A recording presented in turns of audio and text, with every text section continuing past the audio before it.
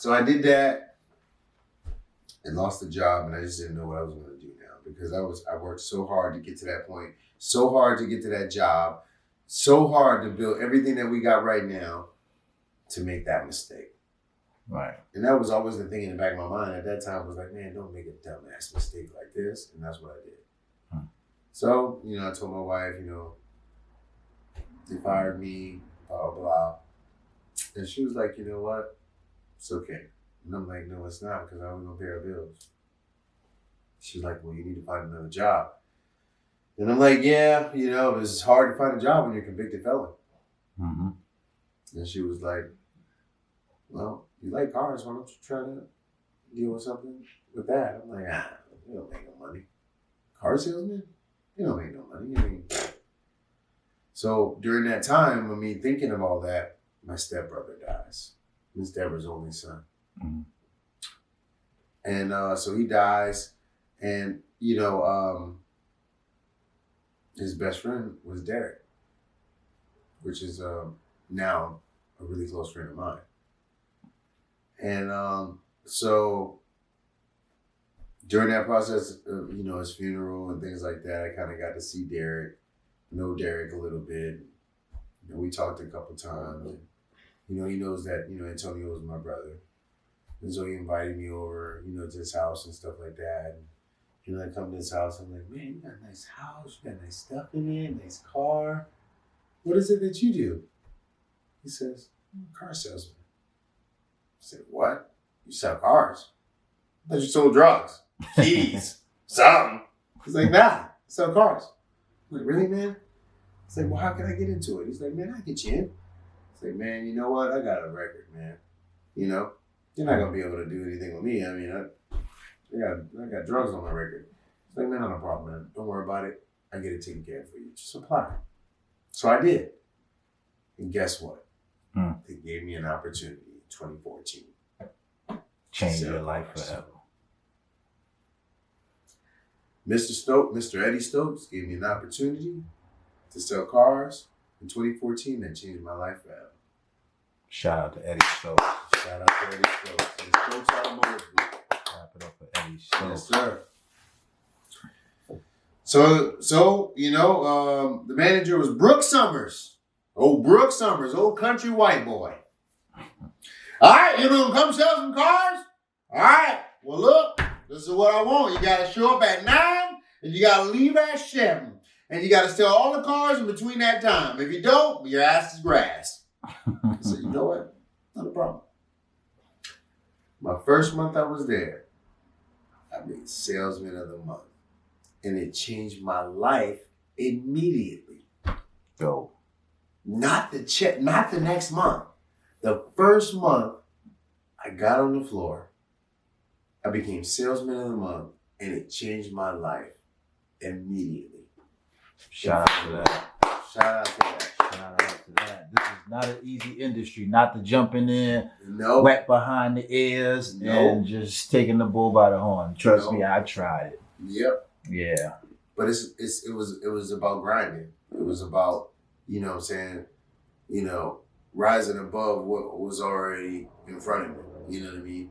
I didn't know nothing about the car business, but what I did know was people. And I love people. And it's just so funny because when I was at Alcoa and I was working those machines, I would always sit in front of the machine overnight like, this is not what I'm supposed to be doing. I'm ready to deal with people. I'm the guy that determines how much money I make, not this machine. And then I got fired. Blessing. And the Lord shows you different avenues in so many different ways. But it's up to each and every one of us to find out what that is and exploit that. That's a fact. And he showed me that dealing with people was the way to go. And I loved cars way before I got in the car business. And he showed me the way through my wife to the cars. My wife directed me to these cars, bro. Right. Like, I wasn't coming this way because I didn't feel like the salesman made money until I saw Derek and the way he was living. and to know that he was my brother's best friend, I know he would show me the ropes. And he did. And I became salesman of the month the first month. What a life-changing situation. So that happens, and I start my career off in the car business. Go into the car business, start selling a lot of cars for Stokes Kia, and became the number one salesman and sold more cars than he ever sold in 1 month. Myself. Like, as one individual. And so I did that and, wanted to grow, wanted to get into management, wanted to learn more, wanted to become a big part of that company. I don't want to say what I think it was. Nah, we want to hear it. That's what we here for. We close up and personal, baby. What's in personal? Well, let me take a sip. Let's take another sip. So, at that time, I wanted to, get into management. That was my thing, I wanted to get with a good company. I wanted to get with a company that would give me a second chance. I wanted to prove to them that, I had what it takes to take the company to the next level. That was pretty much what it was. And so I got with Stokes and wanted to get that management part. But I just, I think that it just really, I'm just going to say, had a different vision on what their managers look like. Mm. And it just didn't look like me. Mm. It didn't act like me. It didn't talk like me. And, it didn't plan like me. So it just wasn't me. Mm. And at the time, I didn't really understand that though, because I felt like I did everything to deserve the opportunity to do that. And I felt like I would have that opportunity just based off of the fact that they gave me an opportunity in the first place. And so it didn't work like that, which, no hard feelings or whatever the case may be. But some people want you to be great, but not greater than them. Continue. That's just what that is. But, so, I saw the greatness in myself and I decided to, do my own thing. I was like, you know what? I'm going to sell these cars, which I did.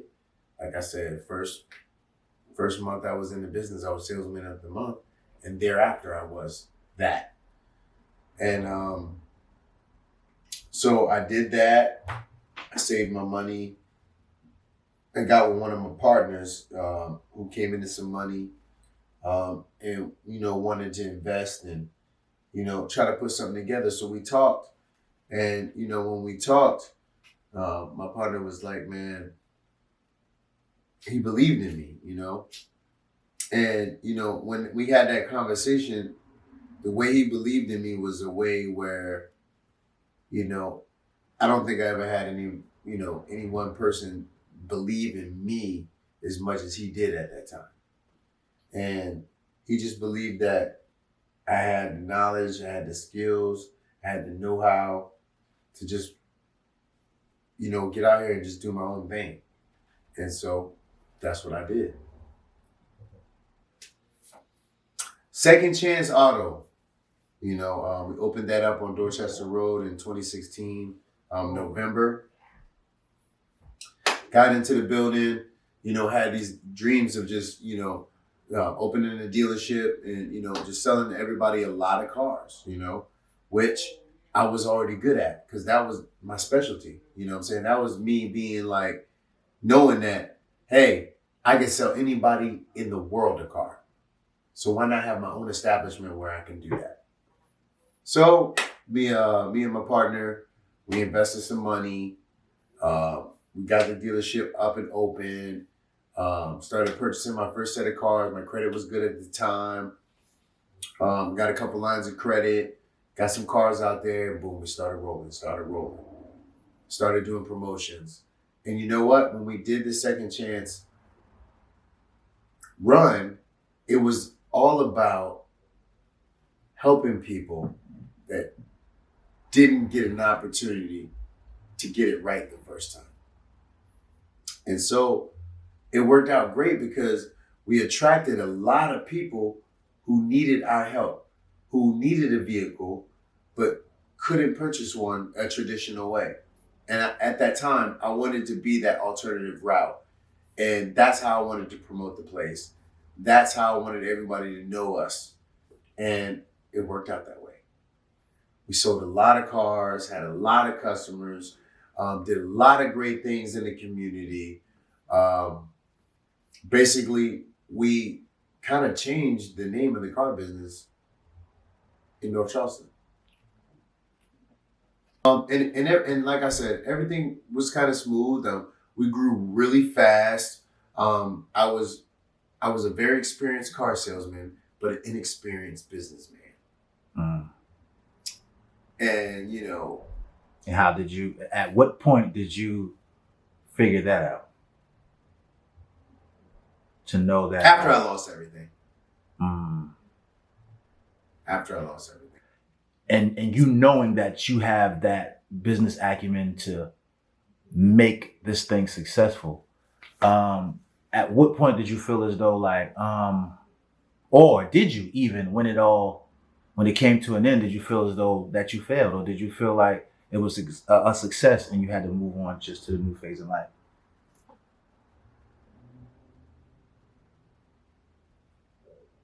I felt like I failed.